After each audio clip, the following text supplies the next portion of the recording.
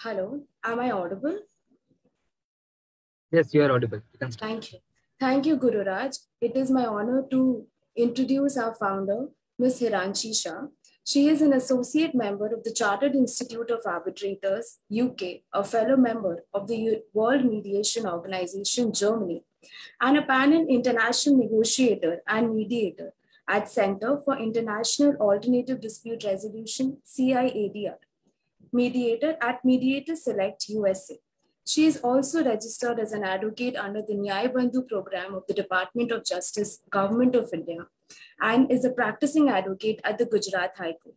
She is certified by the Indian Institute of the Corporate Affairs under the aegis of the Ministry of Corporate Affairs, Government of India. Ms. Shah is the president of YCADR India and is also a panel neutral at mediator and conciliator at SAMA. She is a young member of various reputed international organizations, such as Singapore International Arbitration Center, SIAC, London Court of International Arbitration, International Council for Commercial Arbitration, and International Center of Investment Disputes. Ma'am has judged the 20th International Law School Mediation Tournament organized by INADR Georgia, an international online competition organized by ADR ODR International London. She has been appointed as a conciliator in pre-litigation cases by Vadodara District Legal Services Authority for 12 September 2020 for online National Lok Adalat on a pro bono basis. Ma'am has been awarded the title of the 9th Best Student Ambassador of India in the Indian Mediation Week 2018, which was supported by the Ministry of Law and Justice, Government of India, Niti Aayog in her student life. Thank you, ma'am. Over to you. Thank you, Shruti, to introduce me.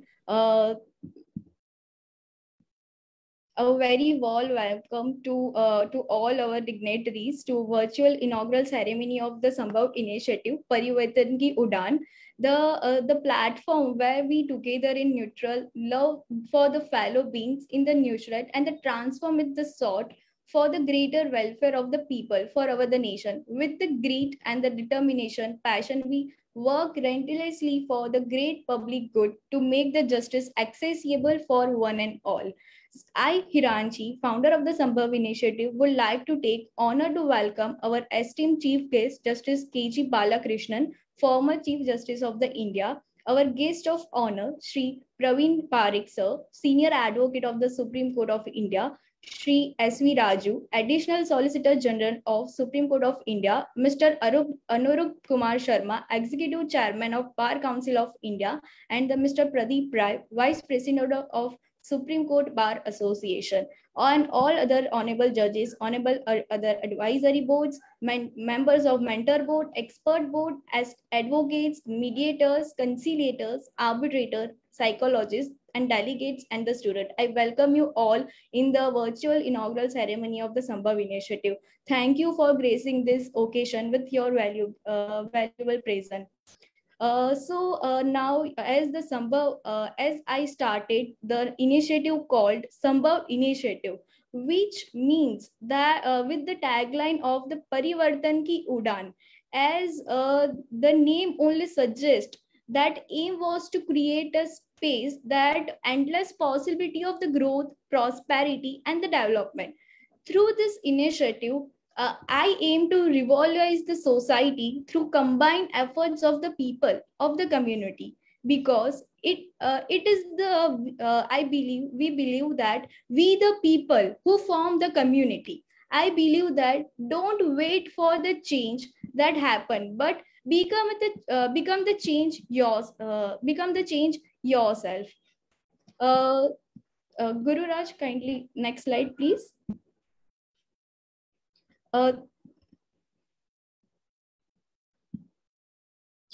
Sambhav Initiative is mainly work for its aim to promote as well as facilitate and the encouraging the people to utilize the various method of the ADR It also provides the free legal aid and also work towards the shattering the mental health taboo and over to achieve goal 16 of sustainable development goal, which talk about peace, justice and strong institution. We also work for legal literacy, legal awareness. We at the Sambhav initiative, we believe that conflict is inevitable, but compact is optional. That the best way to resolve the conflict is through the effective dialogues. Sambhav initiative also believe that education is the mightiest weapon that can be used to change the shape of the nation. That uh,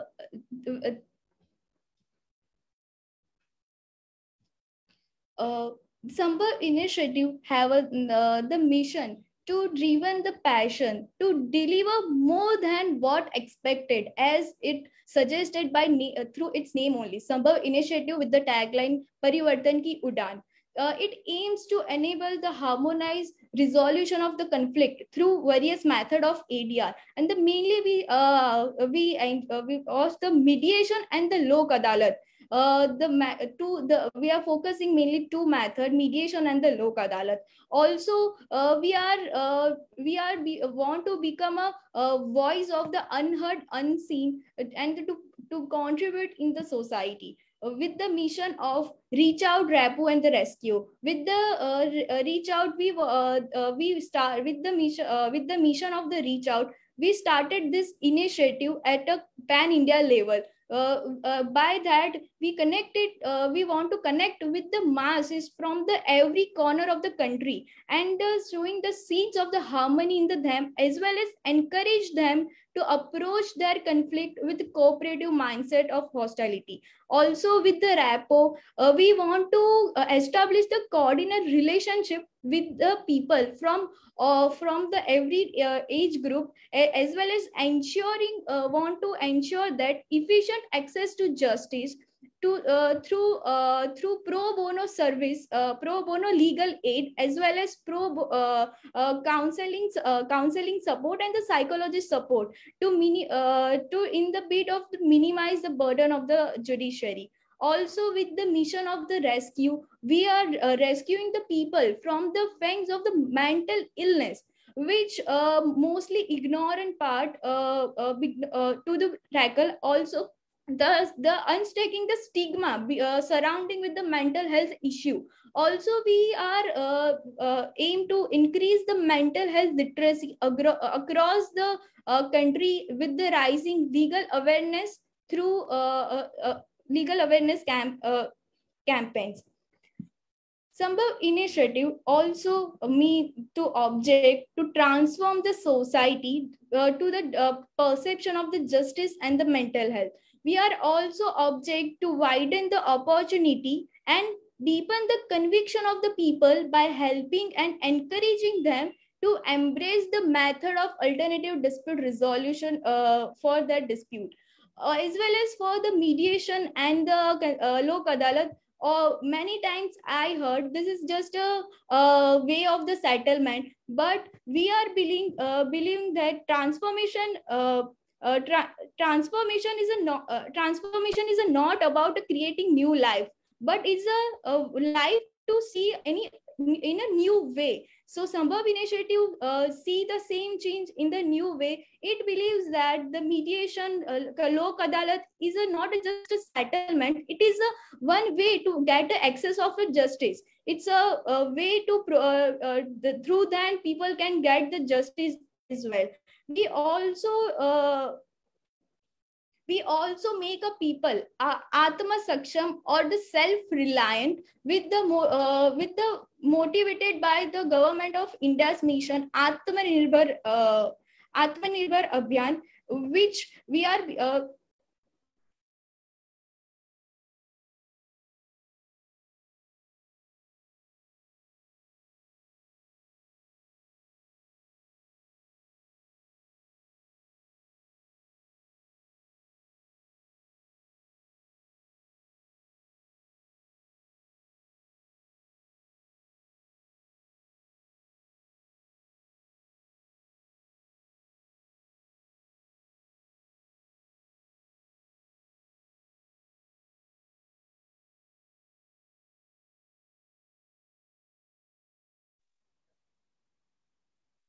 Hiranshi madam, you are not audible.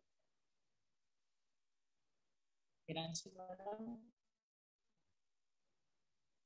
are you there? Are you there? Is Hiranshi present here?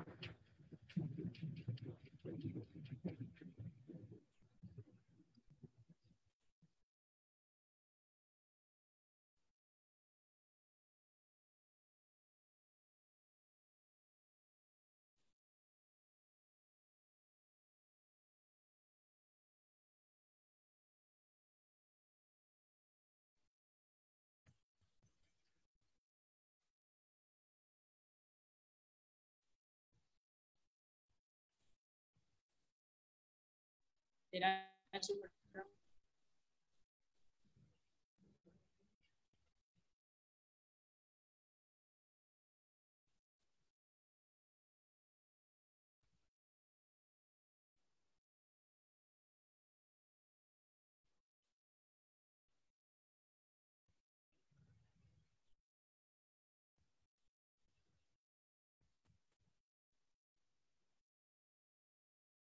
Because Ms. Hiranshi has left the meetings due to some network issues. She will join in some time. So we'll just wait for her.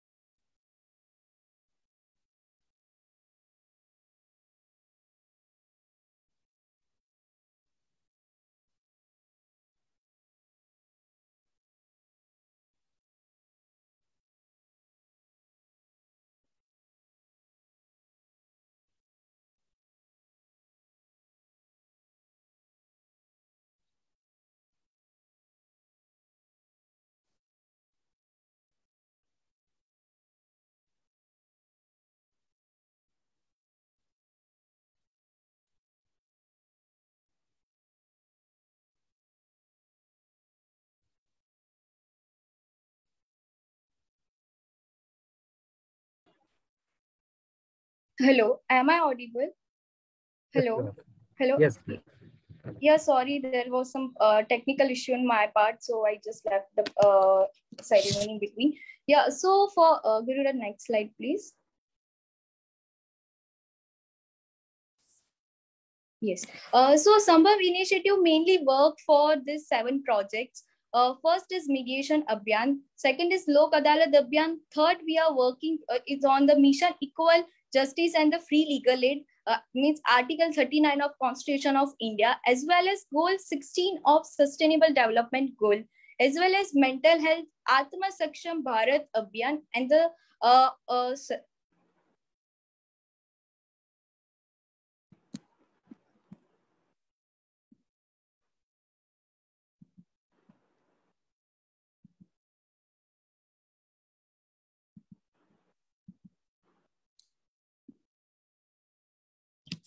so mediation is abhiyan. Mainly, we are mean that we are embracing the profound of the justice as well as social transformation of the mediation abhiyan. Through we attempt to encourage the people to resolve the dispute and the through the mediation with the facility of the trained mediators. Under this movement, we also started the nationwide movement called Pratigya, where we are seek to establish mediation and the conflict resolution center all over the around the nation, where we can settle the harmony in the business matter. We are also encourage the law students, disputants, as well as member of the Sambhav Parivar to affirm a declaration stating that mediation as their first mean to resolving the mechanism. Under this second mission, Lok Adalat Abhiyan, we are aimed to spread awareness about the Lok Adalats that conducted by legal service authority in the different states of the country. Through the unveiling efforts by boosting the society to opt the mechanism of the Lok Adalat, we are trying to resolve their dispute amicably. We encourage timely delivery of the justice. With the third mission equal justice and the free legal aid. Under that, we are works toward the providing pro bono legal service to the disadvantaged sector of the society. By that, we are aimed to help the general public to get access to justice in a fair, equity manner. We are also meticulous practice a non-discrimination policy where an individual is treated through equal lines and is aided to optimal way to possible the seek redress asset. In the further of the same, under this mission, we called the one very important moment that called legal ambulance with the motto of legal aid at your doorstep, where we work as a like normal ambulance and we are go in the league with the at the society doorstep, where our team of the legal practitioner shall provide pro bono legal assistance to the deprived and the needful masses. And our management we also conduct the workshops and the to create the basic general knowledge in the public. Under the fourth mission called Goal 16 of the Sustainable Development Goal, we aspire to recognize and ensure a fair inclusion of the sector of the society. In that, our target it includes promote the unity and the integrity in the national building, and we encourage the people to uphold the rule of law at the national and the international area. We under this goal 16, we are also targeted to establish mediation and the conflict resolution institution which shall aid in the harmonized settlement of the dispute. We also ensure that every citizen of the country is treated equally, and the equality is essential. That is to our social structure and the overall growth of the society.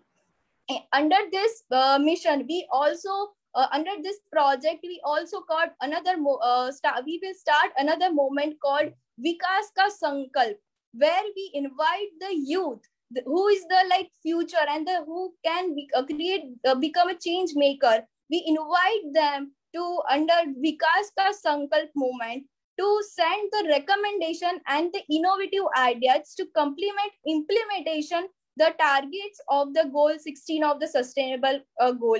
We believe that if the youth population is encouraged in the positive direction, India has a potential to outshine as a nation.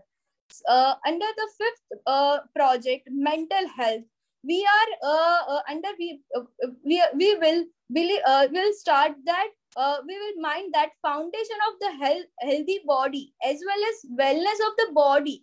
The mental health is a consider right now. The mental health is a considered bedrock of the confidence, feelings, emotion, and the self-esteem. So it also play a very instrumental role in the individual to grow as a society. So therefore, Sambhav initiative aim to encourage the people to discuss about mental health illness as sharing their first step to recovery. Most of the time we believe that we go in the mental health issues illness because of we can't share our problems with others. So under this initiative we aim to encourage the people to share their mental health illness is with the moment called Koshish Ki Aas, which that we provide a platform that you are not alone, that has been created the to share that challenges and difficulties pertaining to the mental health with the purpose that which send you the always mention that mental health illness is a treatable and completely normal. There is a nothing any taboos surrounding. But right now in the we so that there is our motto is to see the taboos which are surrounding the issues and the for the mental health. So under this mission, we called another movement called Koshish Ki Ek Aas with the tagline, "You are not alone." Under the sixth project, Atma Saksham Bharat Abhiyan, I started this Atma Saksham Bharat Abhiyan with the inspired with the government of India mission Atmanirbhar Bharat, which mainly for the mission it started to become the people self-reliant. So here I believe that to become anyone become a self-reliant, the education is most needed. So here with the mission of Atma Saksham Bharat Abhiyan, we become the breach of the we provide give the legal literacy to breach the gap between the justice and the lawless in the fabric of the Indian judiciary and the integrate the self-sufficient among the masses. Under the Atma Siksham Bharat Abhiyan, we raise the legal awareness among the general public, and also we educate them, enlighten them, and equip them with the tool of knowledge. Ultimately, the knowledge and the education or literacy, it's what mean by the self-reliance. Under this Atma Saksham Bharat Abhiyan, we has initiated the one another movement called Lakshya, under which our delegates and the coordinators shall visit the slums and village area to conduct the legal literacy workshop where people can made be aware about their basic rights and social welfare legislation. Under the next our project survey, under this project, I object that to bring a revolution through Sambhav Initiative, conduct the empirical research in the form of surveys to understand the ground reality and also the societal perception, and to so by that we can analyze it.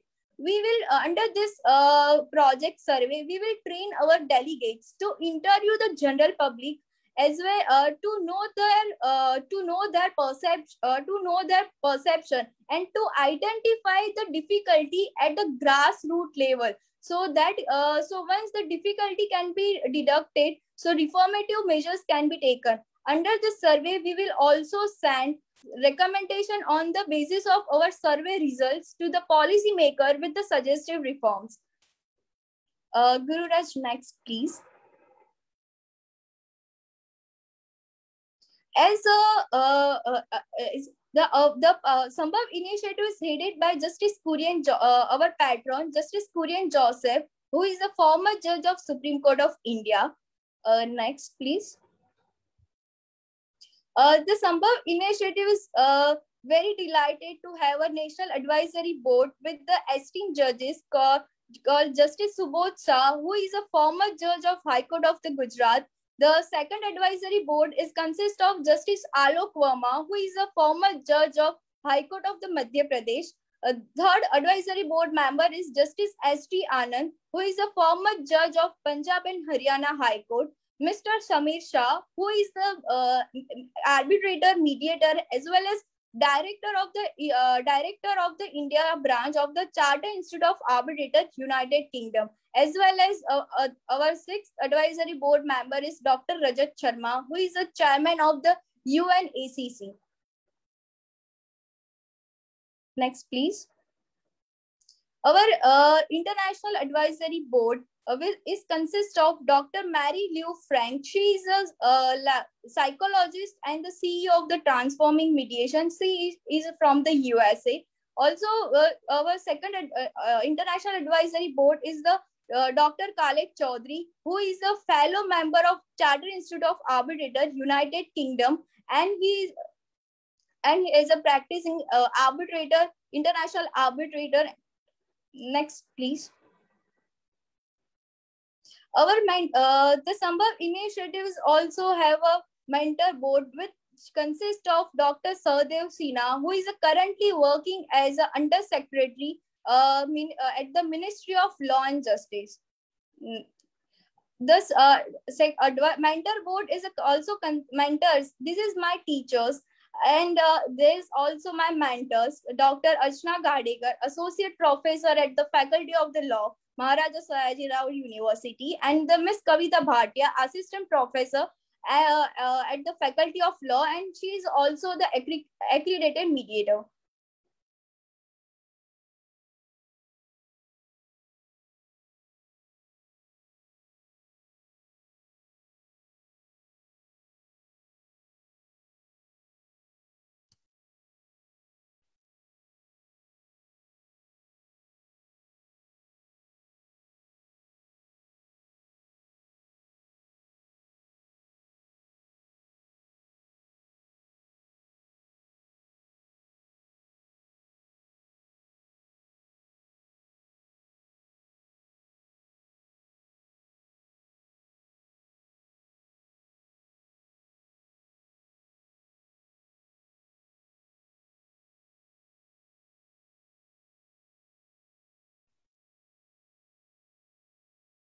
Yes, Hiranshi.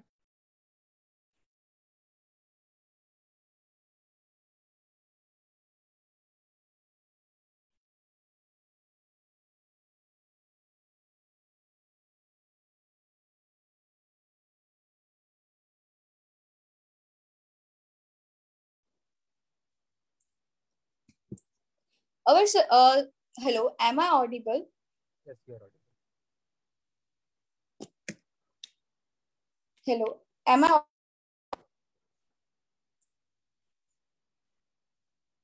Yes, Hiranshi, you are audible.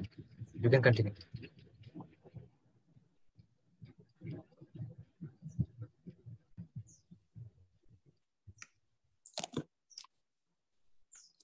Hello. Yes, Hiranshi, you are audible. You can continue. Yes, our Sambhav initiative is also consist of social. We have a social reformer board which consists of Miss Manavya Manav Manji. She is a child ambassador of the Canada. Next, please. Yeah. This is the what we are planning to do as a part of the Sambhav initiative. We are the belief that firstly to start or to make a transformation, to we have to start with the family. So we are believing we will start with the our family first. We will share about the legal awareness as well as also tell them the benefits of the ADR, specifically of the mediation and the Lok Adalat. We also aware them various legal statutes, and then we also to create the change or to aware the someone train the person must be trained or must aware. So with that we train the we firstly train our delegates to spread the awareness, and we provide the training to our delegates. We also provide the training to our professional. Our professional is consist of psychologists, mediators, conciliators, and the advocates who provide the pro bono service to the society. With our target audience we divided as disputants whose case is already going on in the courts of law.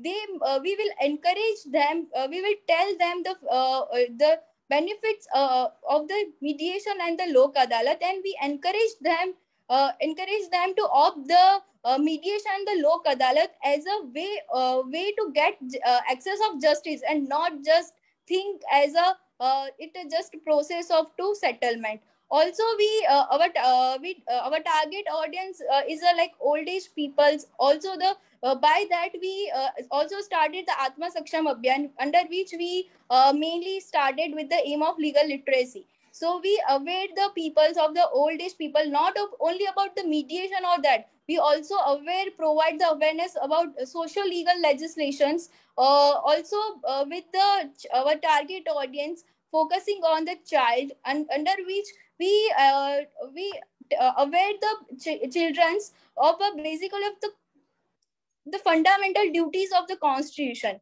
which every children should know from their school life only. We tell them the aware them the fundamental duties, child rights and all with the child age group.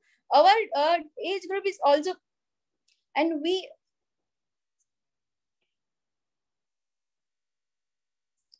next please. Am I audible? Jen, can you just share your screen and the live our website? By this today inaugural ceremony, we are living put at the live our website called www.sambhavinitiative.in to the audience.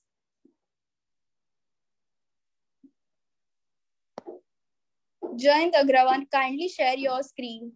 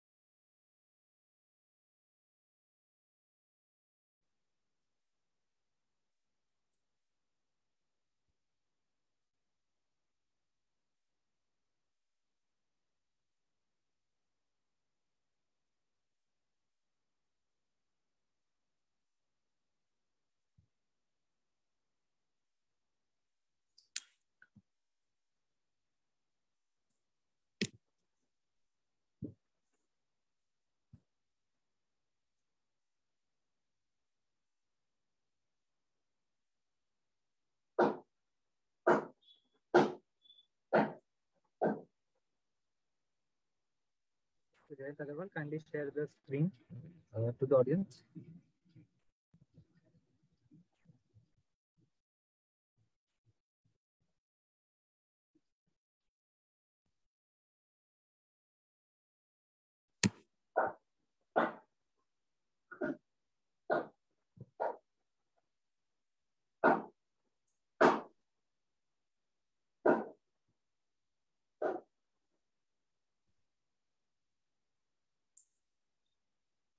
Mr. Jayant Agrawal, kindly share your screen and live our website.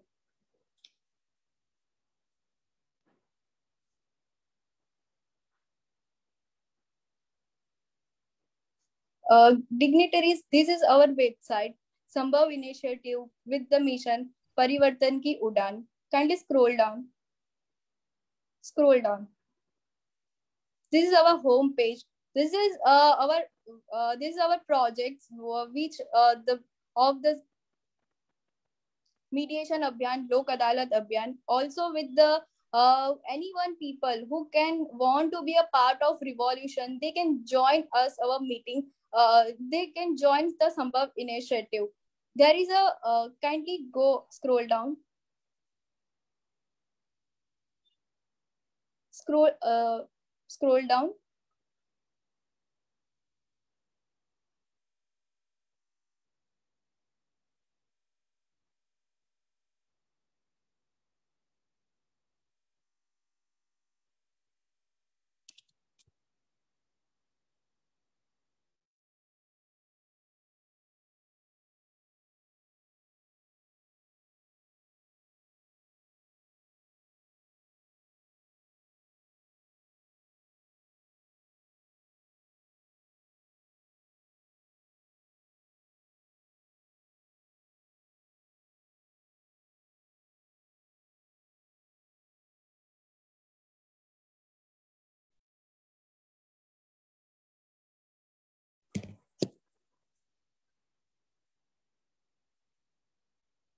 This is the about second page about us with the mission and the core values. The third page is consist of the people. Can you put on the arrow, Mr. Jayant Agrawal? Hello, am I audible? Yes, you are audible. Yes. Mr. Jayant Agrawal, kindly put on the video. Kindly see.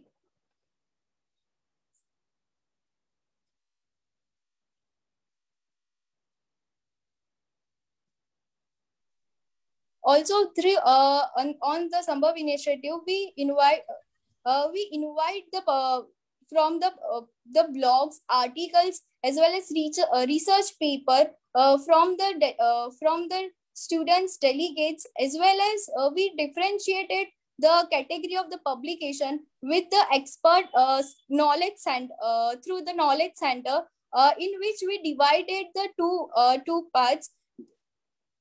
A knowledge center, that the general manual and the advanced manual, as well as expert corner, under which we invited the experts who mediators, arbitrators, advocates, our dignitaries to send their views, recommendations on the various topics on that. Also, we have another feature, live chat, under which any one person can contact us by 24/7, and we will revert back as soon as possible.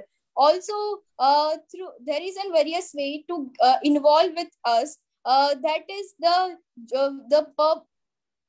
society can join, get involved us with who are the students. We provide the opportunity to become a delegates, and also we provide the internship opportunity to them. Also, we invited the professionals, mediators, advocates, and the psychologists to provide their service and the render and the make the impact in the society. Join the Sambhav initiative through our network called Pro Bono Network of the Professionals. The professionals can also join our initiative and rendering the services to the society. Also, there is another way we have started that Sambhav Parivar. This is the membership of the Sambhav Parivar, under which any person from the without any of the that they can join us with the intent of the Sambhav Parivar. We await the also through there is an a fourth way to get involved was that to donate. This the link is provided to here. Also with the projects, kindly go on the home page.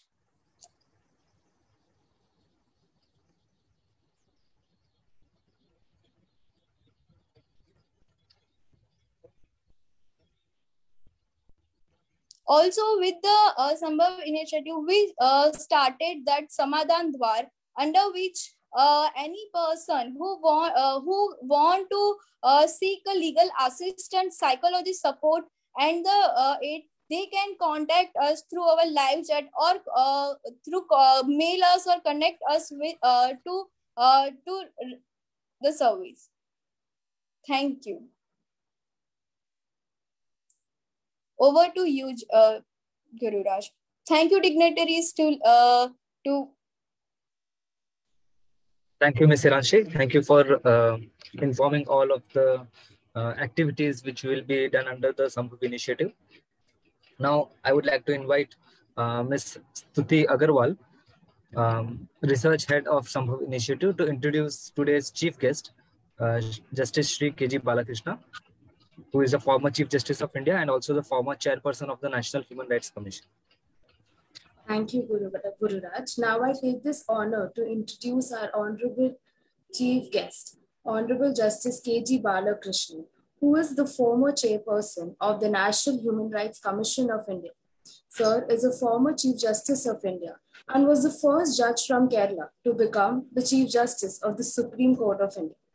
His tenure lasted for more than 3 years, which is one of the longest in the Supreme Court of India. Honorable Justice Balakrishnan was enrolled as an advocate of the Kerala Bar Council on the 16th March 1968 and pleaded both on the civil and criminal side of the cases. He was appointed as the Munsif in Kerala Judicial Services on the 10th of January 1973.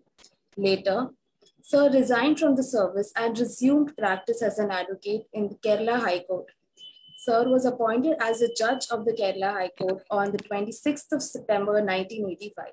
He became the Chief Justice of the Gujarat High Court on 16th of July 1998 and was transferred to the High Court of Judicature at Madras and assumed charge as the Chief Justice on 9th September 1999. Sir was elevated as the Judge of the Supreme Court on 8th June 2000. On 14th January 2007, Sir was appointed as the Chief Justice of India and he retired on 12th of May 2010.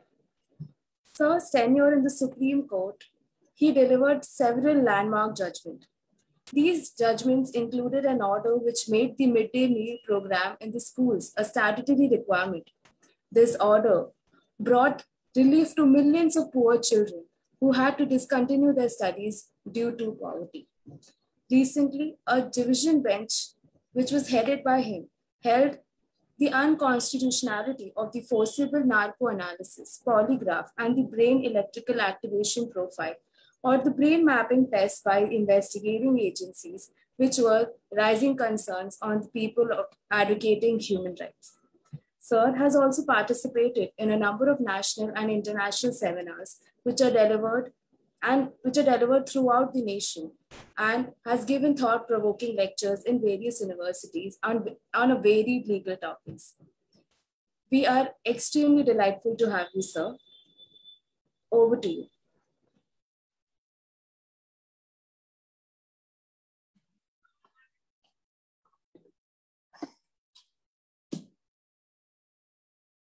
I'm very happy to participate in the Sambhav Initiative launching program.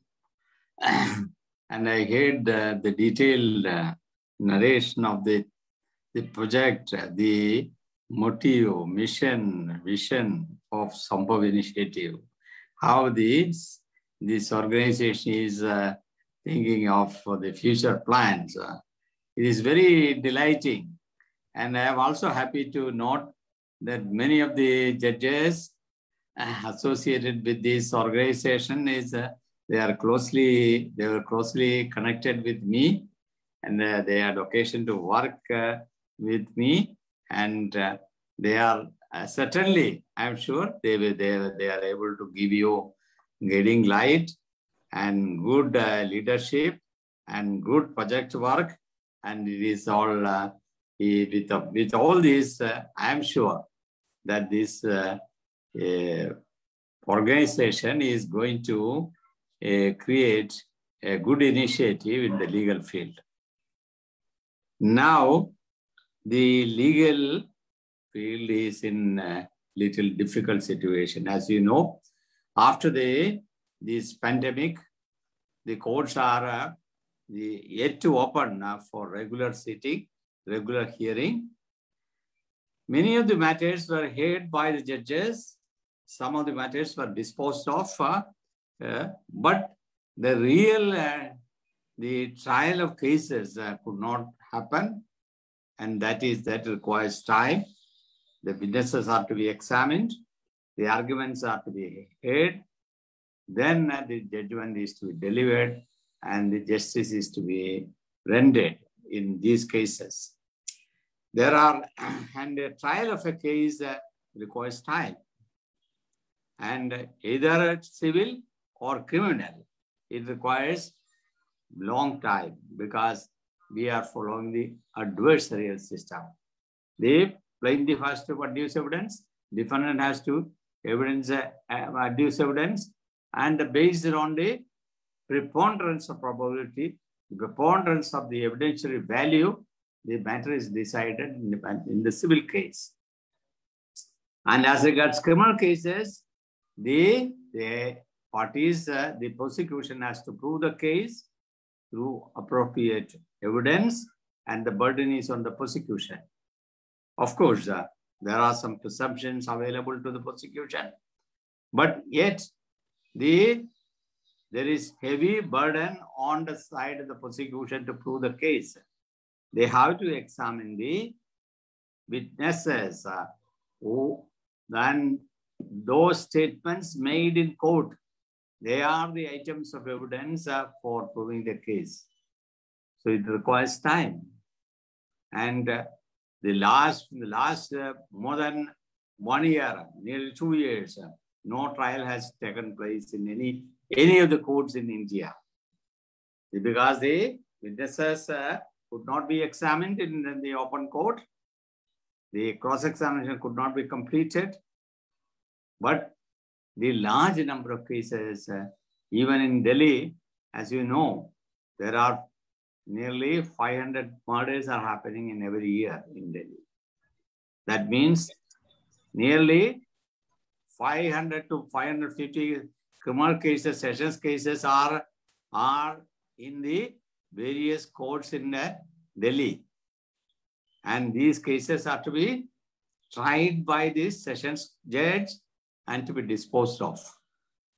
We don't have inquisitive proceeding. If it is an inquisitive procedure followed, the evidence will be collected by the police authorities or the investigating agency, and it will be placed before the court, and the judge would put questions to the accused whether there is such and such evidence to explain the evidence.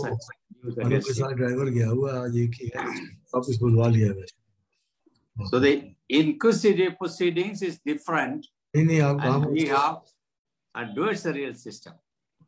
So adversarial system takes time.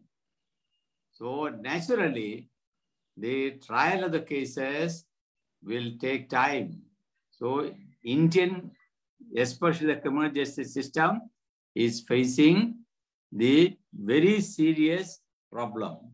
How to solve it, how to cope with the situation is a matter to be decided by the courts and especially the higher courts to decide these matters. And the main theme, as I understand the Sambhav initiative, the main theme, main objectives of the association is initiation of the legal aid activities the alternative dispute resolution, arbitration, and the settlement of cases through the other alternative methods. But it is not very easy job in India.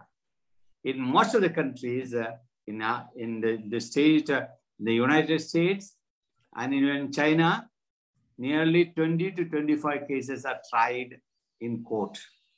The rest of the cases are settled out of court. But here, not even 10% of the cases are settled after court through alternative dispute resolution. That is a sad the spectacle, because the litigant community they feel that the case should be tried in court and a decision be rendered by the judge. So they are not amenable for any sort of mediation. The alternative, some cases, even small cases, they fight to the last minute. That is the tendency of the Indian litigant. Only I'm not sure how much percentage of cases are settled out. Certain cases, settlement of motor accidents claims or insurance claims and all could be settled out of court, because it is a question of determining the quantum of amount payable to the victim or to the person suffered. So, but in other cases, it is not the quantum of amount. It is the fight for property rights, other rights, civil rights, various rights are fought in the court, and then only it will be decided. Court will decide. And earlier there was no settlement approach at all for the court. Now, of course, in the CPC as well as the Criminal Procedure Code, the plea bargaining is there, but that also, I don't think any percentage of accused is resort to plea bargaining. The 265 of the Code of Criminal Procedure lays down the procedure for plea bargaining, except in certain types of cases where the socio-economic conditions of the country, considering that certain statutes are excluded from the plea bargaining, and offences, the life imprisonment or the death penalty, or the punishment prescribed for certain offences, these punishments, they are excluded from plea bargaining. Even take it for granted, even they are excluded, the plea bargaining not resorted to by the accused, because it is not very attractive provision. So the accused is given a lavish reduction, subsidized punishment is given, then only the accused would resort to plea bargaining. So the case has to be, after the 173 report is filed in court, he has to file an application. The opposition party would be given notice. Then the judge has to take a decision whether these cases could be considered for plea bargaining, and he is not exempted for punishment. Still there is a punishment, but there certain benefits are conferred on the accused. But to my knowledge, the chapter regarding plea bargaining is not efficiently working in Indian courts. So the mediation also, in the CPC, it is specifically stated that the court shall endeavor to settle the disputes by mediation. They should ask the parties whether they are willing to. An initiative should be taken by the court, especially in certain types of cases, family dispute, matrimonial disputes. The court should endeavor to dispose of the case for a settlement, but the parties are not willing to resort to such mediation. Very few cases are sent up for mediation. And we have got, of course, we have got some trained mediators, and alternative dispute resolution is not efficiently working in India. That is a sad spectacle. Some cases are sent for arbitration. That also takes time, and the lengthy procedure is initiated in the arbitration proceedings. Those statutorily, certain limitation is prescribed. The cases are not completed because the lawyers take, the parties take, lawyers take the examination of witnesses, arguments. It takes time.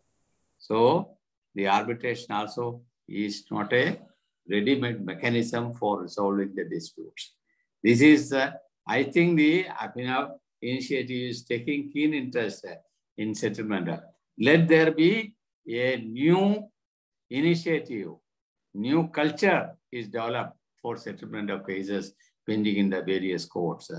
And it is very difficult for the judge to take initiative, because whenever the judge is takes initiative, his independence is suspected by the other, one party or the other. So the parties themselves should come forward for a settlement of cases. Then only they would be able to settle the large number of cases. Of course, the legal aid and all, I have heard that legal aid is the legal aid program can be initiated. We can enlighten the people as to enlighten them about their various rights. All these are important things, and this the initiative they can take up. We conduct go to the village area. We conduct classes and give them various classes on their rights, about their fundamental duties, fundamental rights, other rights under the various welfare legislations initiated by the state. They are all very, very essential for the citizens to know, because if only they know the rights, they will be able to enjoy the rights. So it is essential that they should be taught the legal rights. Legal rights can be taught by the law students. The initiative could be taken by some elders, some retired judges, and they can go to the village, take classes and group, and it is possible. So it is very essential that this Sambhav initiative should take up these various causes, and I am sure the people will cooperate. The legal fraternity will cooperate for their initiative, and they will be able to do the justice. And while the legal aid and legal literacy camps can run very well. Legal aid authority is in all working throughout India. The legal aid, legal service system is working. But it is only the cooperation of the legal fraternity is required. The litigants' help is required. If that is given, it can do wonders. I'm very happy that such an initiative is taken by a group of lawyers supported by the judges. So I wish all success. With these few words, I conclude. I once again wish all success for the endeavor initiated by this organization. Thank you. Thank you very much. Thank you for highlighting your concerns and about the plea bargaining and mediation process. Now, I would like to invite Stuti Agarwal, Research Head of Sambhav Initiative, to introduce today's guest of honor, Senior Advocate of Supreme Court of India and Padma Shri awardee, Shri Praveen Parekh, sir.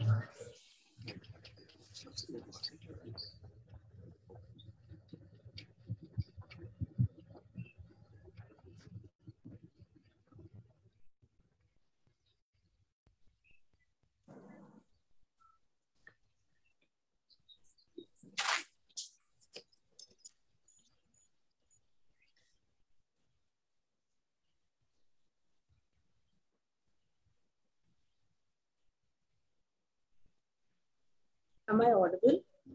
Yes, You are. Yes.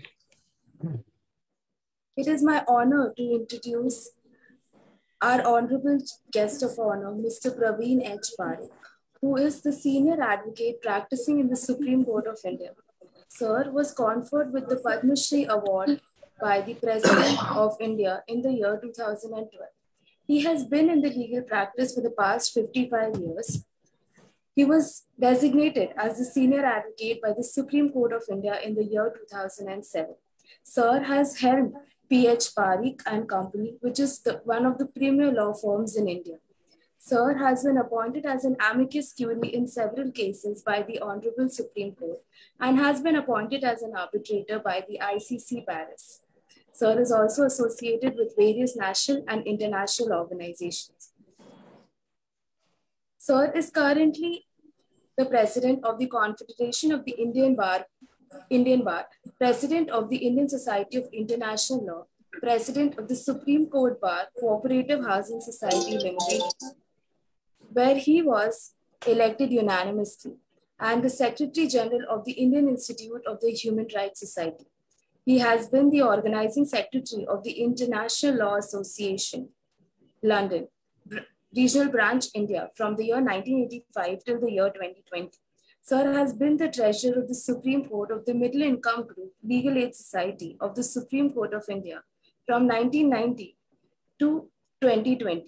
Sir has held positions such as President of the Supreme Court Bar Association for 6 consecutive terms. Sir has also been the president for the maximum permissible period and has emerged victorious in every election that he has contested. He has been the president of the Harvard Club of India from 2012 to 2014. Sir is the president of the Supreme Court Advocates on Record for 10 years till 2004, and the managing trustee of the Consumer Education and Research Center from 1981 till the year 2014.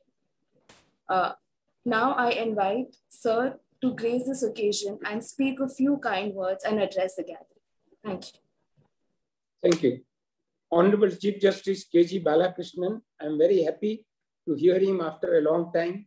He was a wonderful judge and wonderful Chief Justice of India. And we all had a lot of good time. All the members of the bar were extremely happy with him. He always smiles. Even while dismissing all the matters, he will give a smile. And everyone was heard fully. No lawyer went from his courtroom without hearing him properly. And that is an excellent capacity of a judge, because sometimes some of the view of lawyers also keep on, but he never stopped, but he did an excellent job, and I'm very happy to participate in a function where Justice Balakrishnan is speaking. Justice Kurian Joseph, honorable judges, all the speakers, participants, ladies and gentlemen. Hira Sai Shah, you looks like 15 years old, but she is doing extremely good work, and I am very happy to know the work being done by Sambhav, and I thank all the members of Sambhav who are doing this excellent work. It's not an easy job what they are doing, and they are doing lot of work, which is supposed to be done by the governments, but they are doing, which is very good.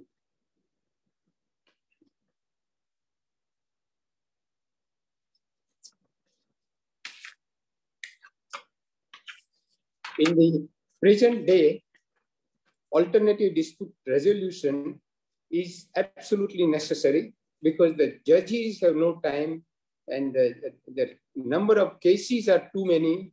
People have confidence in the judiciary, but the judges are not able to deal with the matters at all levels, from Supreme Court till the lowest level. No judges are able to deal with all the matters, and I don't blame them, but that's a reality, and that is a fact.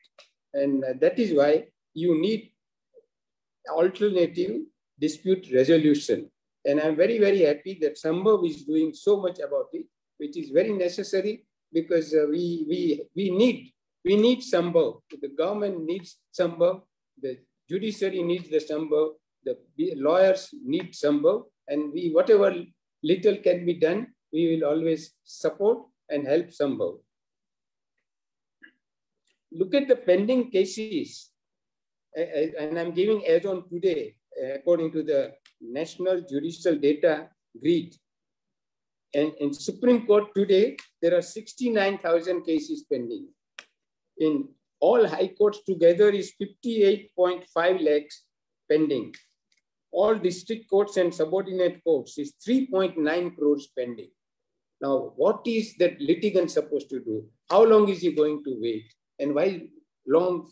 What can we do to see that this cannot go on? It's going on and it's becoming worse one by one. 1 year by 1 year is worsening. Nothing is improving. Of course, we do discuss, the judges and lawyers do discuss about this, but we are unable to do what we should do, and that is the reality. I am elated to be a part of this event, and to Hiranshi Shah. So she looks like 15 years old, and Sambhav and all other members of the Sambhav initiative. Thanks a lot to Sambhav and their participants. Thank you.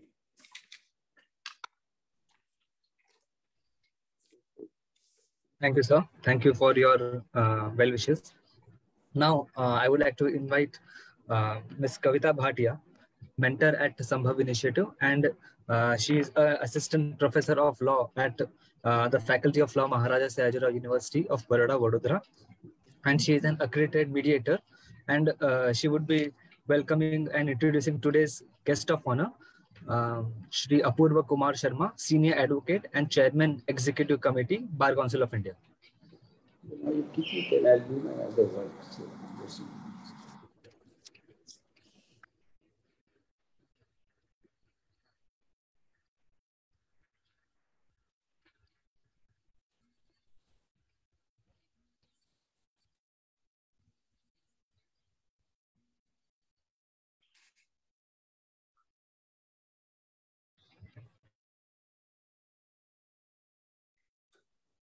Kavita madam.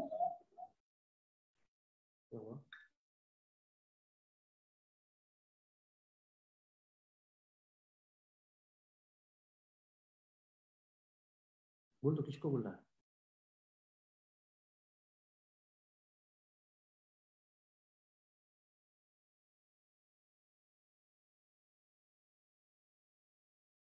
Hello Gururaj, सुनाई दे रहा है?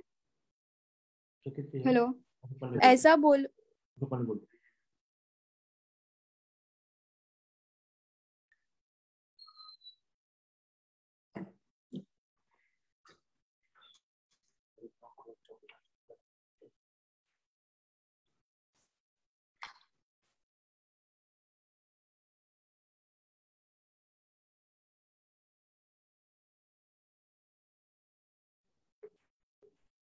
I think there is some technical issues. Kavita ma'am is not able to speak.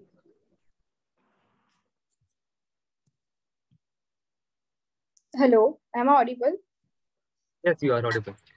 Yeah, it's I, founder of the Sambhav Initiative, Ms.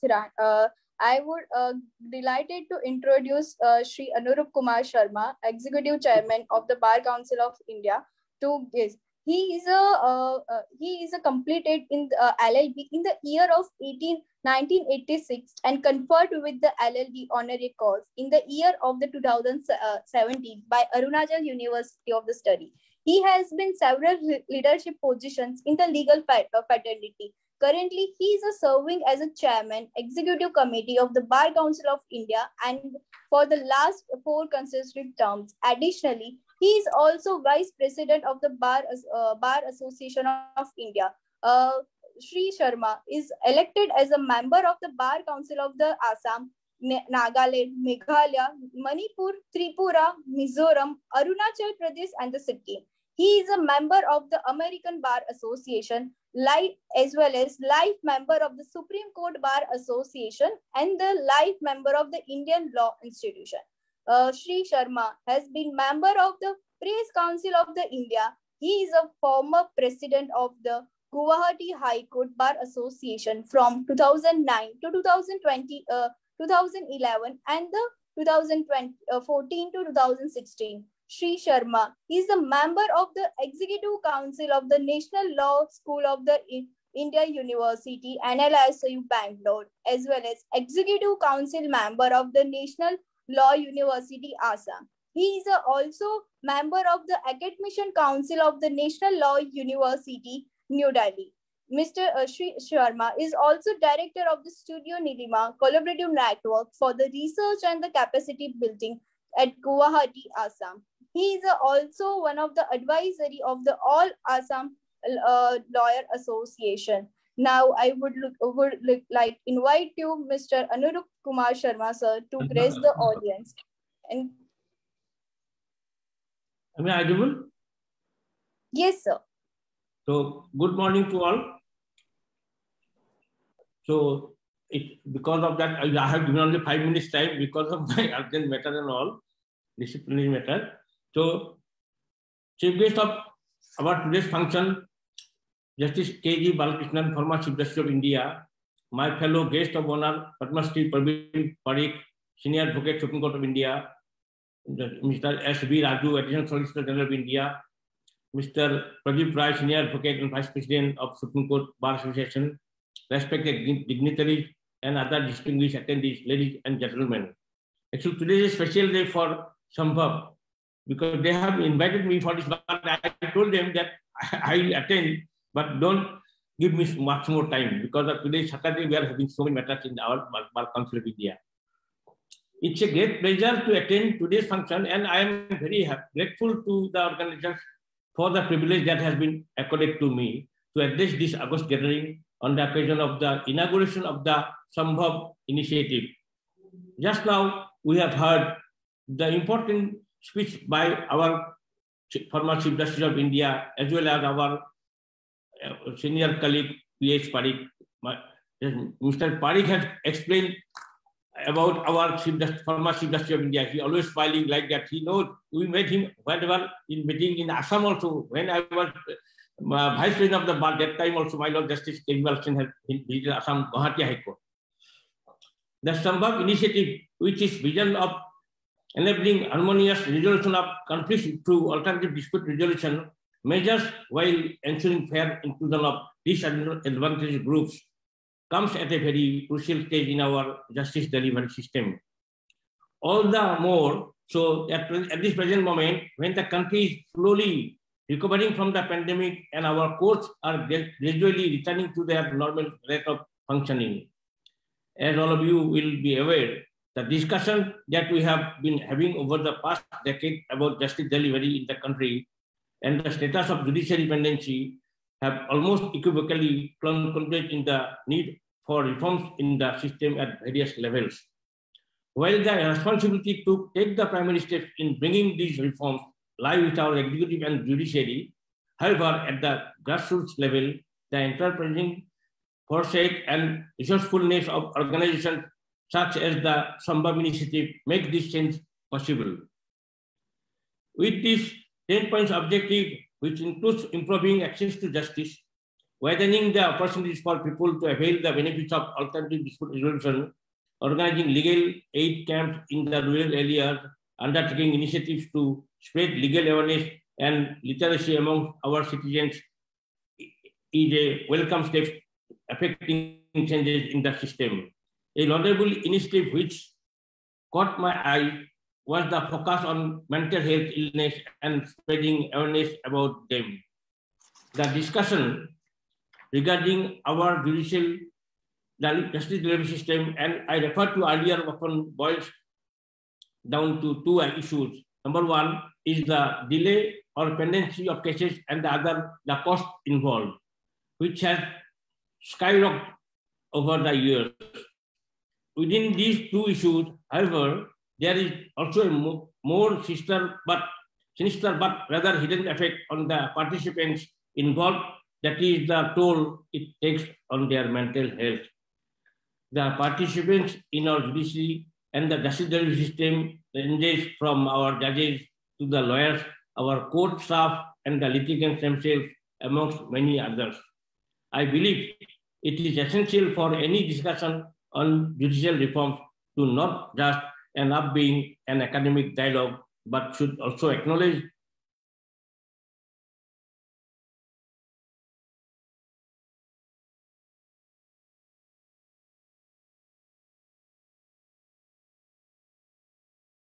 already examined in the past decade or so and recognize the need for bringing amicable settlements, spreading legal awareness, and making the overall system more accessible and equal.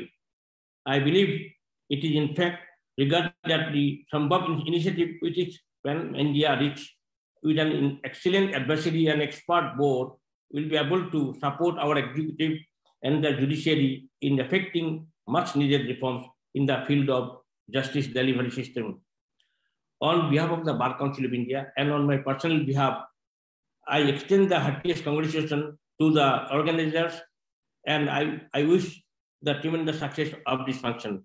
Thank you all. Thank you for your congratulations and wishes.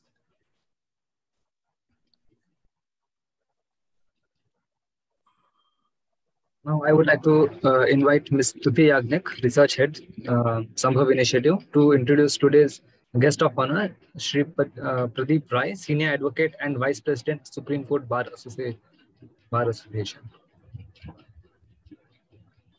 If I am not wrong, Guru Raj, am I supposed to take Pradeep Rai sir's introduction? Yes, ma'am, you will be introduced. Okay. It's a great pleasure to introduce the guest of honor for today, Mr. Pradeep Rai sir. Sir has been designated as a senior advocate in 2015. At present, sir is the Vice President of Supreme Court Bar Association. Sir is standing at bar and well versed in both civil and criminal litigation, and also revenue matters and matters related to constitutional law. Sir has been a special counsel for Union of India. Sir was also got appointed as an additional Advocate General of the states of Uttarakhand and Uttar Pradesh. Sir has been an amicus curiae in several important matters involving state governments, airport authority, and judicial reforms. Sir has also held some eminent positions during his career span, like Chairman of India Legal Research Foundation, and also former Vice Chairman of National Anti-Doping Agency. We would be privileged to having you here, sir. I invite you for your speech, sir. Thank you so much for accepting our invitation, sir. Thank you. Yes. I'm audible?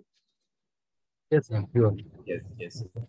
Honorable Justice K.G. Balakrishnan, sir, who has been Honorable Chief Justice of India and Chairman of National Human Rights Commission. We had seen him as Chief Justice of India working really very hard for promotion of ADR. Honorable Praveen Parikh, sir, who is Padma Awardee and who is actually Guru of many.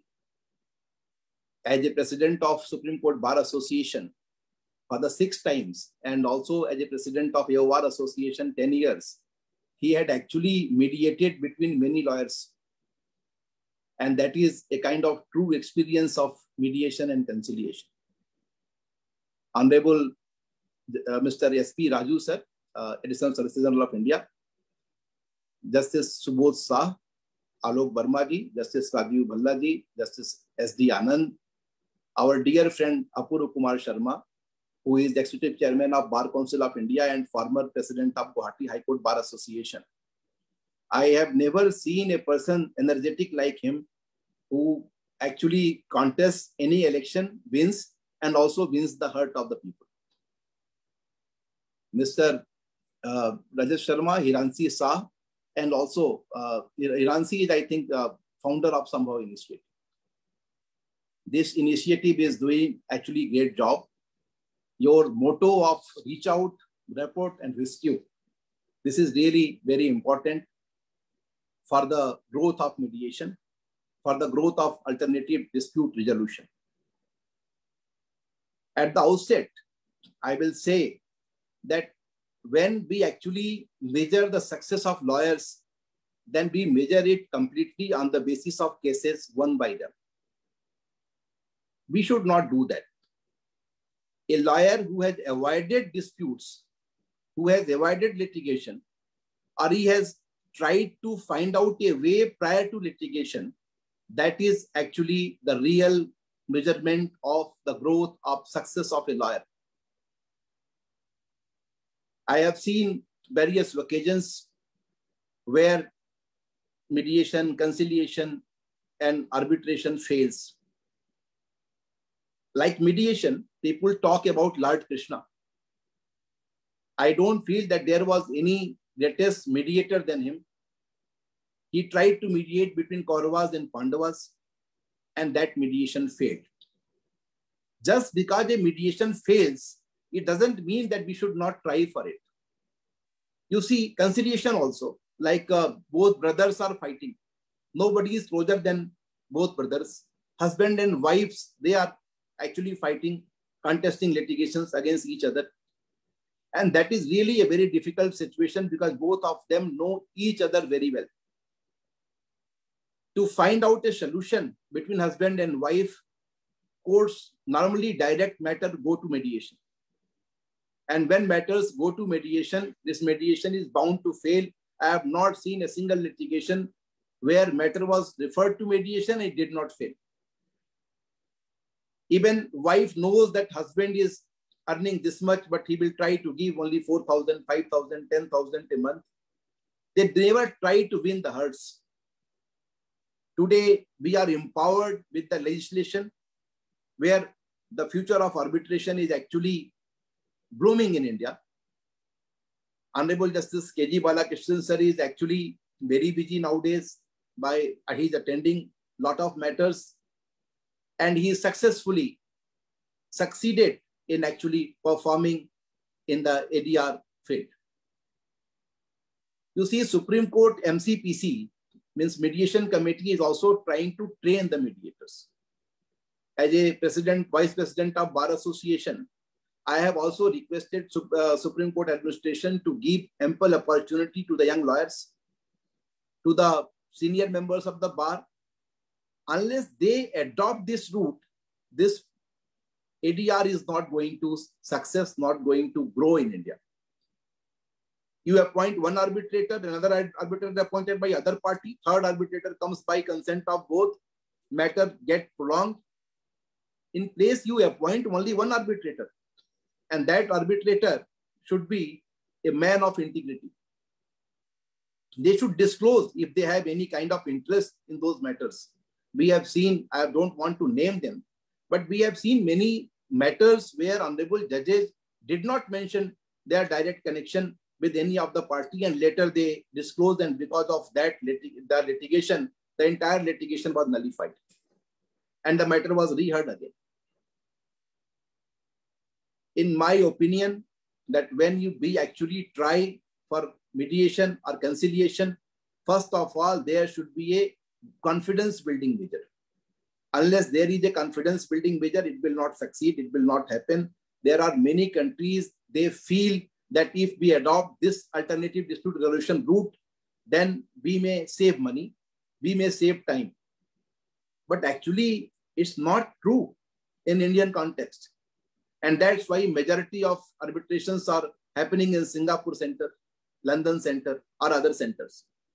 We have to create an institution where we have to appoint arbitrators completely who are impartial. What happens today? One party keeps the right of appointing arbitrator, they appoint their own man. Sometimes at the time of drafting of contract, you appoint someone. That is not appropriate. The list of arbitrators should be decided by a committee, and that committee should appoint the person who is the person of eminence. You see, we have this kind of system for so long. It's not a new system. I referred the Lord Krishna's example. There are several other examples in our democracy. Even prior to 600 BC, we have seen there were mediation process. When you start contesting or fighting, you are losing your resources. If you are working with the open mind, then you can do too many other things. The other important initiative, what I was suggested to speak, that was about the mental health and actually legal aid. You see, there are several villages, that is my personal experience in Arunachal and Mizoram, where you will find that entire village has suicidal tendency. They commit suicide. Like former Chief Minister Kalikopul, whose suicide was in limelight for different reasons. But I know his entire village, at least 50 to 60 persons commit suicide every year in that village. That Chief Minister himself has attempted committing suicide 7 times prior to his death for reasons, for very small reasons. Similarly in Mizoram. But Bhutan is exception. And why Bhutan is exception? Because they measure their development as per the happiness index. If the public in general is not happy, if they are not satisfied, then in my opinion, any kind of system cannot work. At the same time, we were talking about the mental health and all. I will actually say, and I want to refer this fact, that unless you are healthy by your body, you may not be healthy by your mind also.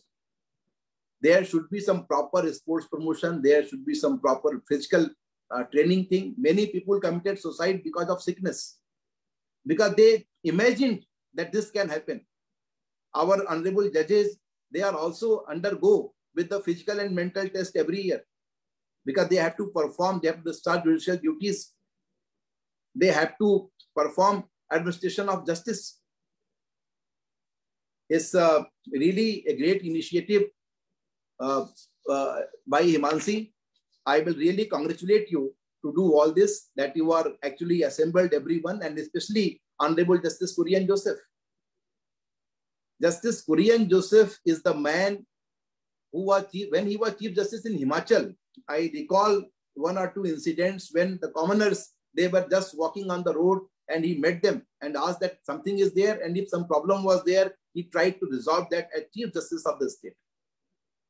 Just access to justice is actually a concept where each and every citizen, each and every person who is aggrieved by the administration or by anything which can be resolved by the law, that should reach to that person, or that person should have the confidence that this kind of system is going to help them because I am right, so I will succeed.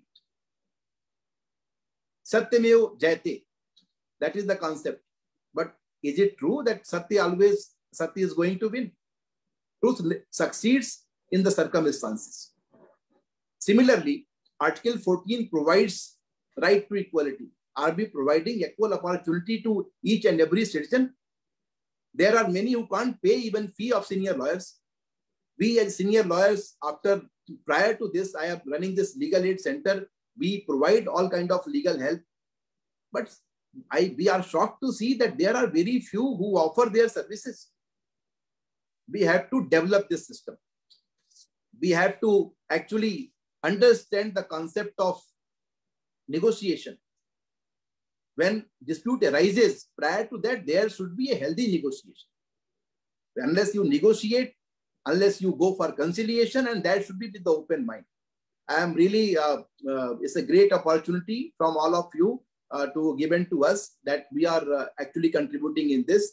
Even NALSA is also taking very good initiative. Sanjeev Jain, the Secretary General of NALSA, he is also trying very hard. Honorable Justice Kaul is there. Justice Uday Lalit, who is the chairman of National Legal Services Authority, he is also trying very hard to actually get the good lawyers in the committee, and that committee should actually work and help the downtrodden. So in this August gathering, I will thank everyone, each one of you who participated in this, and I pay my respect to Honorable Justice K.G. Balakrishnan and Praveen Parekh sir. At the same time, I was actually enlightened by the speeches of just Mr. Raju and our dear friend Apurva. Thank you so much to each and everyone for organizing this great event. Honorable Justice Shah, I am really thankful to all of you. Thank you so much, sir. you, sir. Now I would like to invite Ms. Tuti Agarwal, the research head at Sambhav Initiative, and she will introduce the senior advocate and additional solicitor general, Supreme Court of India, Shri S.V. Raju. It is my honor to introduce S.V. Raju, sir, who is a senior advocate at the High Court of Gujarat and additional solicitor general of India. He is practicing as an advocate in Gujarat High Court and other courts, tribunals, etc. since January 1977. Sir was designated as a senior advocate in August 2008 and was appointed as the additional solicitor general of India in June 2020. Sir was also a member of the General Council of the Gujarat National Law University, GNLU. He has given lectures on various topics and shared his insights on various platforms and enlightened the people of our nation. I now invite him to address the gathering with a few kind words.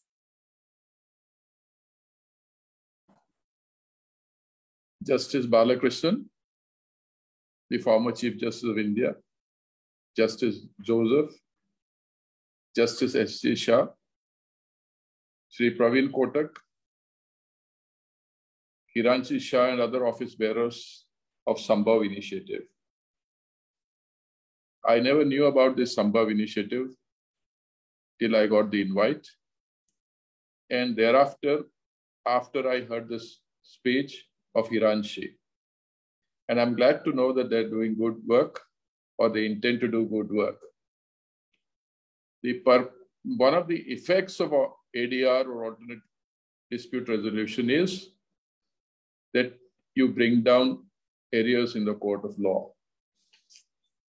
Now, ADR is a way of settling disputes. Generally, when you think of disputes, you think of civil disputes. But there are disputes which are also criminal in nature, which have a flavor of civilness or civil disputes. When we think of ADR, we generally think of arbitration and conciliation or mediation or lok adalats. One rarely thinks of criminal matters when it comes to ADR. In criminal law, there are many crimes which have a tinge or a flavor of civil dispute or personal dispute. Say, for example, offenses under Section 138 of the Negotiable Instruments Act, which deal with cases of bouncing of checks or dishonor of checks. Then you have offenses like cheating, offenses pertaining to property, like misappropriation of property, criminal breach of trust. And then you have disputes pertaining to marriage, which are not only covered by the Hindu Marriage Act or other marriage acts, but are also covered by the IPC. Therefore, today I'm going to talk about how disputes can be resolved. Disputes which are criminal, technically criminal in nature, that is offenses, how can they be resolved without going to the courts, without having an order of a trial court convicting a person or acquitting a person? It takes years, or without getting money. 138 proceedings under the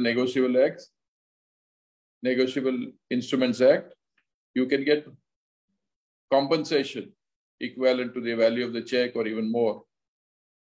So how is it possible in criminal matters to settle disputes? And what is the way of settling disputes? And there are 2 or 3 methods by which you can settle disputes without going through the rigmarole of a trial. One is what is popularly known as compounding of offenses. Offenses can be compounded. Offenses can be settled. And the prime section, or the only section which deals with it, is Section 320 of the CRPC, Criminal Procedure Code. Criminal Procedure Code, Section 320, essentially has 2 parts.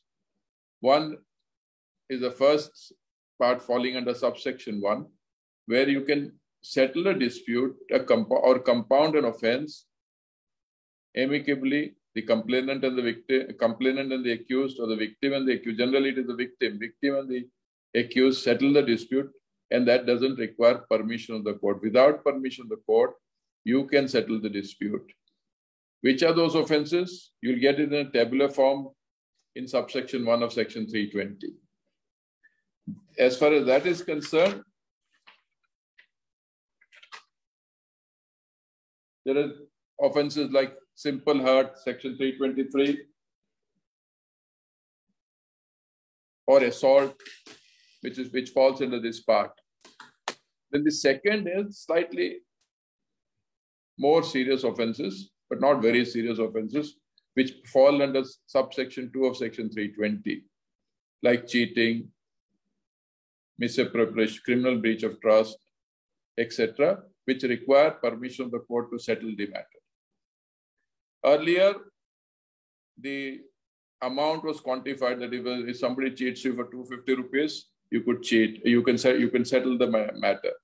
But 250 days, there can hardly be a case for 250 rupees cheating.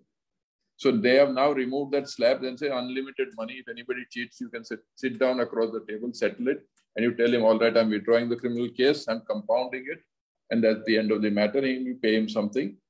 Obviously, that is going to be part of your settlement.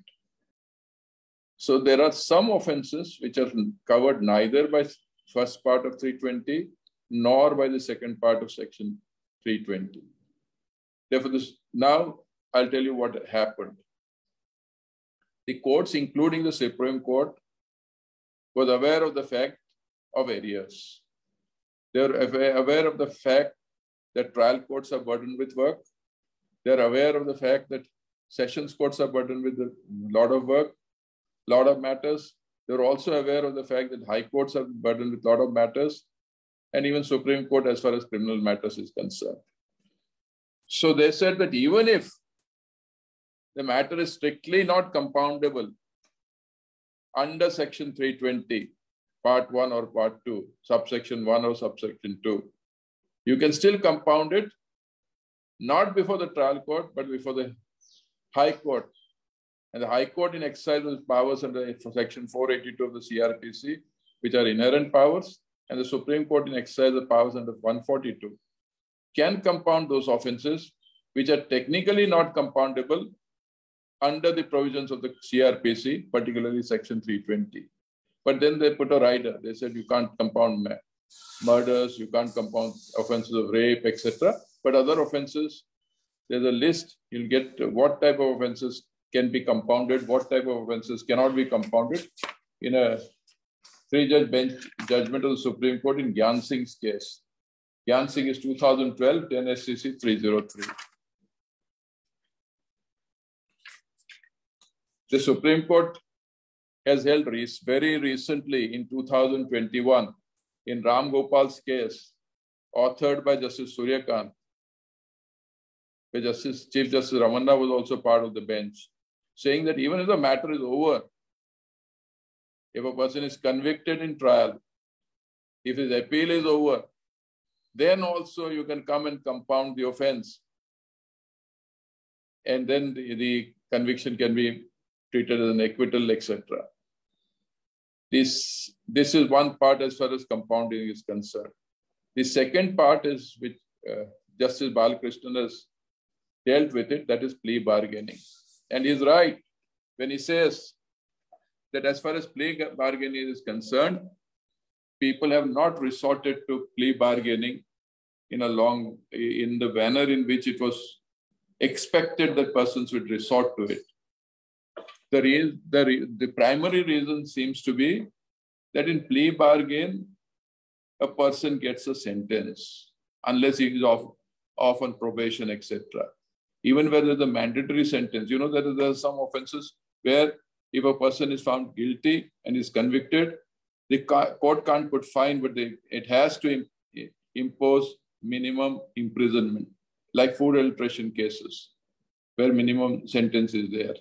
So even in case of minimum sentence, plea bargaining says, yes, you'll be awarded half the sentence, or in some cases, 1/4 the sentence. But the reason why people are not resorting to plea bargaining, essentially, according to me, but this is what I think, Still somebody has to go to jail, even if you undergo the rigmarole of plea bargaining. So probably you will have to think of issues that and what does plea bargaining do? The plea bargaining essentially reduces the time of the court. It is excised at the stage when the charge sheet is filed or at the stage when the cognizance is taken. So you go to the court and tell the court, sir, you will take 3 years, 4 years to examine the witnesses, then conclude the trial. Now, why does the court take 3 to 4 years? Because the court is not free. The court is overloaded with matters.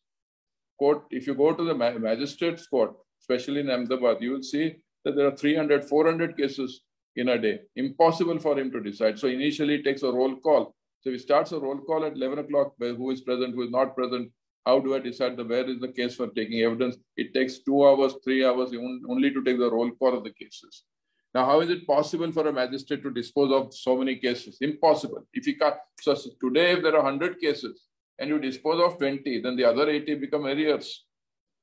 To get over this, they said, let us have plea bargaining. The accused comes and says, sir, I don't want a trial.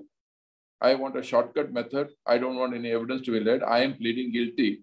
Sentence me less. So this is a method adopted to see that arrears are reduced. That is one way why ADR is working. Because if you go by the ordinary procedure, it takes time. Nobody has the time. If you file a suit and the fruits of the suit is to be obtained by your grandchildren, nobody wants it.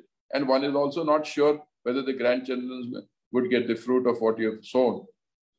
Therefore, people go for this alternative dispute resolution.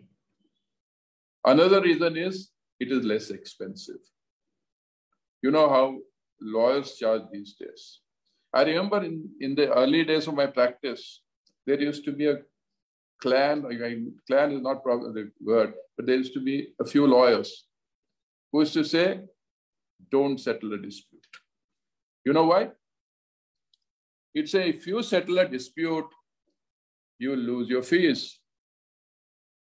You will lose your fees because the client will go, you will not have fees. You, in a matter, you have a matter where you can move 50 applications. For every application you charge. But the matter is settled, I lose my fees.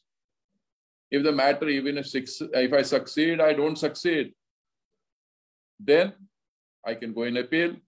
But if the matter is settled, there's no appeal. So there was a group of lawyers when I initially started practice who would advise saying, don't settle a matter. You are killing the hen that lays the golden egg. So we have come a long way after all this. And therefore, that should not be the approach of lawyers. The approach of the lawyers should be constructive. And they should see that it is not that this is a profession for making money, but this is a profession.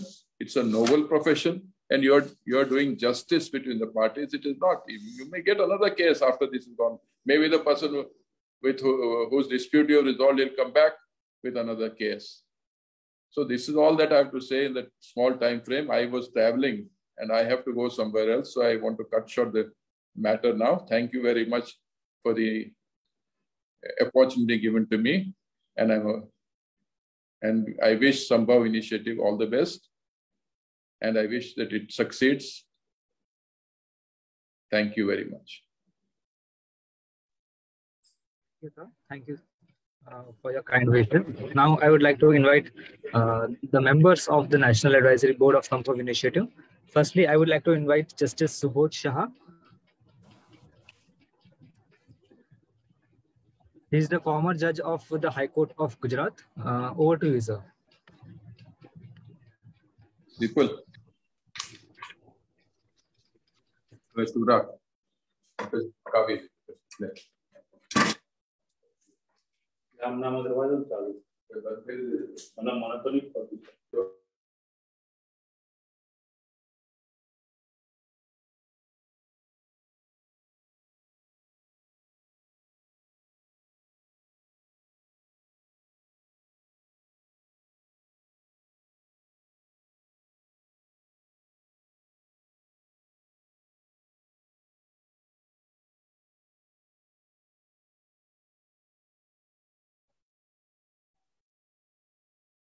what? Just 5 minutes, huh? Everyone? Yes. Hello, everyone. Good afternoon. I welcome all the dignitaries, Honorable Mr. Justice K.G. Balakrishnan, former Chief Justice of the, and other dignitaries. I must appreciate Iransi for starting such innovative and laborious work, which as Additional Advocate General Mr. S.V. Raju and P.H. Parekh said, though this is the work to be done by government, it is being taken care by the new law students, just to see that people gets their justice at the earliest. I thank you all of you again. Time is constrained, and therefore I would not speak so much at this function. But I again appreciate Hiransi and the entire team, and I welcome and thank you all the dignitaries, all other panelists to join such event and such concept. Thank you all of you. Thank you very much. Thank you, sir. Now I would like to invite the second member, Justice Alok Verma, former Judge, High Court of Madhya Pradesh, for his address.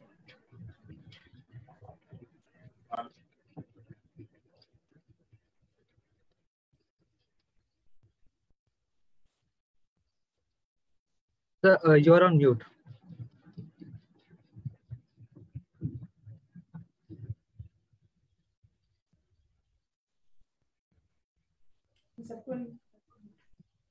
Yes, sir.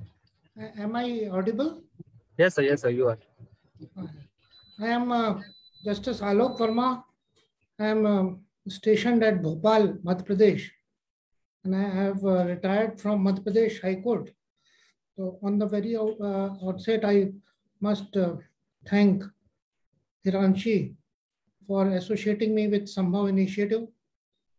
And the aim of Sambhav Initiative are very good, but as everybody knows, that ADR process is not getting the expected response from litigants. And one of the reasons, I suppose, is the mindset of Indian mindset, social mindset, where litigation is fought on for ego of the litigants, and not for winning and losing the battle. So that has to be changed. We have to approach and motivate them to take recourse of ADR to settle their dispute.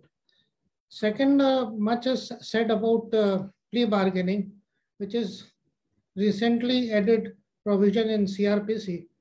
In that also, I think, because of the cumbersome procedure that is provided in India, we fail to take full advantage of plea bargaining. As a judge of the lower court, when I was in lower court, I tried the plea cases on plea bargaining, especially in those cases where accused is in jail. So we even went to the jail and tried to motivate him to settle his dispute through plea bargaining. But the procedure is so cumbersome that we have to take consent of the complainant and the public prosecutor. And that is sometimes very difficult. We are trying our best, and we are going to open a center, mediation and free legal aid center at Bhopal, and I will look after the activities of Sambhav Initiative in Madhya Pradesh. We will try our best and hope that proper response, we will get the proper response from the litigants. Thank you very much to all the dignitaries, to Honorable Justice K.G. Balakrishnan, other brother judges, and other dignitaries, advocates present in this webinar. Thank you. Now I would like to invite Justice Rajiv Bhalla, former Judge, High Court of Punjab and Haryana, for his address.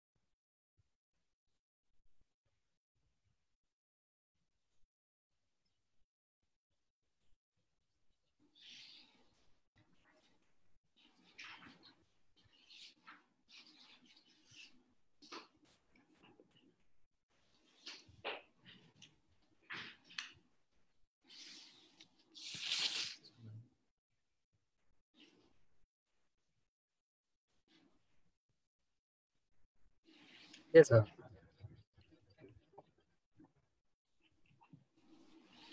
Now I would like to invite Justice Rajiv Bhalla, former judge, High Court of Punjab and Haryana, for his address.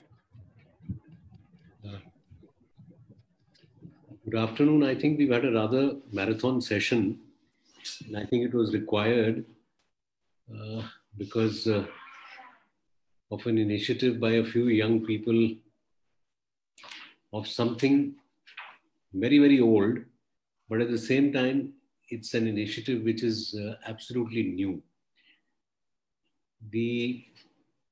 What I have read and what I have talked, we are going beyond the legal service authorities of the courts. And in essence, we would fill the gap that exists between the legal service authority and the common man. How I look at it, and whatever little I've requested them is, yesterday when we were discussing it, I had said something called the last mile connectivity. When you get off at a railway station, you always need a rickshaw or an auto rickshaw to reach your destination.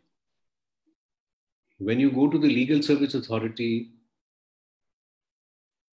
you go to the authority, and if you don't go, you get nothing.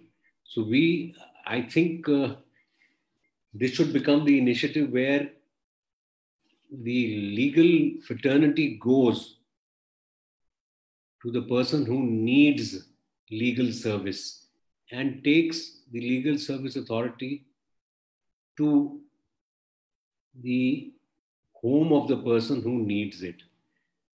And I have listened to some, and to the Honorable Chief Justice, former judges, lawyers from the Supreme Court. And actually, I congratulate Hiranshi that at such a young age, she's managed to collect everybody. So many of us as retired judges, chief justices, judges from the Supreme Court, from high courts, with a commitment to do something along with her. She and her colleagues are the face of this Sambhav, and trying to make a Sambhav into Sambhav. A small request to everybody that, like she said, and it's there on her website, that all those who want to join are welcome. And I can ask a request that she must make some sort of chapters of various places, like big cities like Delhi, Bombay. There must be people here, lawyers from those places, so that is carried forward. With these few words, I congratulate Sambhav and the entire team, and thank you very much for having me here, and all the best. Let's hope you take this initiative forward. Thank you. Now I would like to invite next member, Mr. Sameer Shah, Director of India, Branch, Chartered Institute of Arbitrators, United Kingdom, for his address.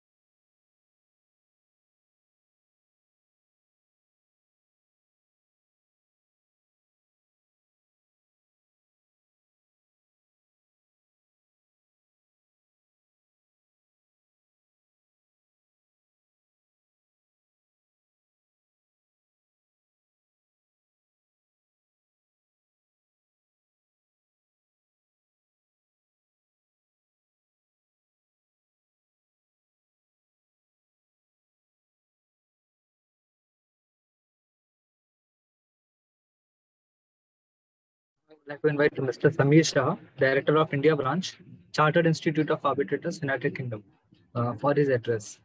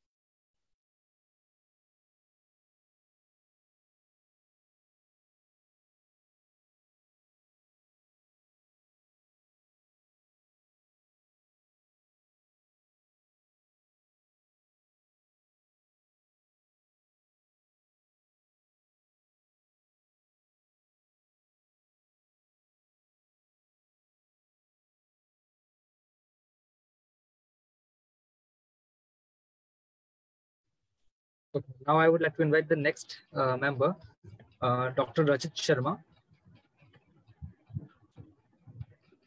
who is the Global Director at Unity of Nations Action for Climate Change Council, UNACCC, for his address. Thank you very much, everyone. I'm very much thanks to Hiranshi Shah for her dynamic initiative, this Sambhav. This is really wonderful organization and their object. I was here and was especially joined this organization as an advisor because that they have taken the Sustainable Development Goal, goal number 16, which is called that peace, justice, and strong institution. I also like to welcome Justice K.G. Balakrishnan sir. His speech was really very knowledgeable. I am also thankful Mr. Parveen Parekh ji, S.V. Raju sahab, Pradeep Rai sahab ka. He is giving a very knowledgeable information about that Indian judiciary and that other information. Dr. Apur Kumar Sharma is my very good old friend, and I am thankful to him to he has joined today conference. I am also very much thankful for our patron, Justice Kurian Joseph Saab, Subodh Shah ji, Alok Verma ji, Justice S.D. Anand ji, and our Rajiv Bhalla ji, and Samir Shah ji. I think he is not available here. It's a really nice initiative. I appreciated very much from heartily. I wish to Hiranshi Shah to do this dynamic objects. So thank you very much. Thank you, everyone. Now, here we come to the end of the session for the inaugural ceremony. Now, I would like to invite Ms. Hiranshi Shah, the founder of Sambhav Initiative, for the vote of thanks. Thank you, Guru Raj.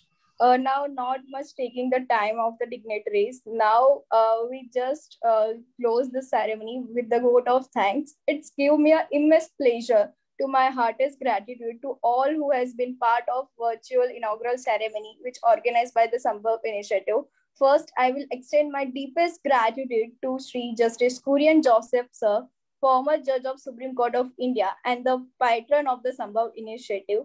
Also, on this occasion, we are delighted to us have Sri Justice K.G. Balakrishnan, former Chief Justice of India, as a chief guest. We express deepest gratitude to you, sir, for accepting our invitation and the taking time from your extremely busy schedule and grace this occasion. Thank you, sir. We also, the Sambhav Initiative also extend the deepest gratitude to the eminent personality, Sri Praveen Parekh, Senior Advocate of the Supreme Court of India, Sri S.V. Raju, Additional Solicitor General of the Supreme Court of India, Mr. Anurup Kumar Sharma, Executive Chairman of the Bar Council of India, and Mr. Pradeep Rai, Vice President of the Supreme Court Bar Association, to accept our invite for their value and as a guest of honor and for their valuable presence and the word. Thank you, sir. I would like also extend my deepest gratitude and the thanks to my National Advisory Board and the International Advisory Board member, Justice Subodh Shah, Justice Alok Verma, Justice S.D. Anand, Justice Rajiv Bhalla, Mr. Samir Shah, and the Dr. Rajat Sharma, as well as International Advisory Board member, Ms. Mary Dew Frank, and the Dr. Khalid Chaudhary, to be a part of this initiative and for their constant guidance and the support. I also extend my deepest gratitude to my mentor board, Dr. Sahadev Sinha, Under Secretary of the Ministry of Law and Justice, to be part of this initiative as a mentor board member. I would also like to thank the heartiest gratitude to my teachers as well as the mentor for the Sambhav Initiative, Ms. Kavita Bhatia, the mediator and the associate professor of the Faculty of Law, and the Dr. Archana Gadekar. I also extend my gratitude to our expert board member, Ms. Iram Majid ma'am, Mr. Rajat Sharma, Mr. Ish Jain, Mr. Adwan Miller, and the Mr. Abdullah Masood. I also extend my sincere thanks to our social reformer member, Ms. Mansi Manavya, to be part of this initiative. Thank you, ma'am. I also extend my deepest gratitude to the supporting organization of the Sambhav Initiative, that Center for International Alternative Dispute Resolution, ODR Institution, ADR Discussion Forum, and the Gresham Solicitors, London. I express my sincere thanks to my amazing teammate, Ms. Tudi Agrawal, head of the research department, for her fabulous work and the significant contribution. I also express my thanks to my other teammate, Mr. Yash Talreja, head of public relations, Mr. Jayant Agrawal, district coordinator, and the Mr. Fanil, graphic designer, for their great contribution. I also thankful to my some delegates of Sambhav Initiative, Ms. Sana Patel, Ms. Tisha Soni, Ms. Devanshi Agrawal, and Mr. Meet for their readiness to work at any time. I'm also thankful to the all the dignitaries who joined this inaugural ceremony, the Secretary of District Legal Service Authority, advocates, mediator, arbitrator, psychologists, and the dear students and other dignitaries for this joining for today's inaugural ceremony. At the end, last, I thankful to my parents and the grandparents for their constant support, and without that support, this ceremony could not get success. At the end, just I end up the ceremony by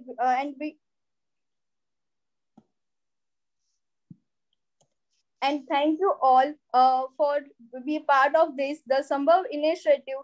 This ceremony will go down in the history of the Sambhav Initiative, and the Sambhav member of the Sambhav Initiative will definitely remember this day in the years and years. Thank you one and all by joining this inaugural ceremony of Sambhav Initiative. Thank you. It's our great pleasure. Namaste. Namaste. Thank you all. So here we come to the end of the inaugural ceremony of Sambhav Initiative. I request all the dignitaries to kindly leave the link. The inaugural ceremony is over.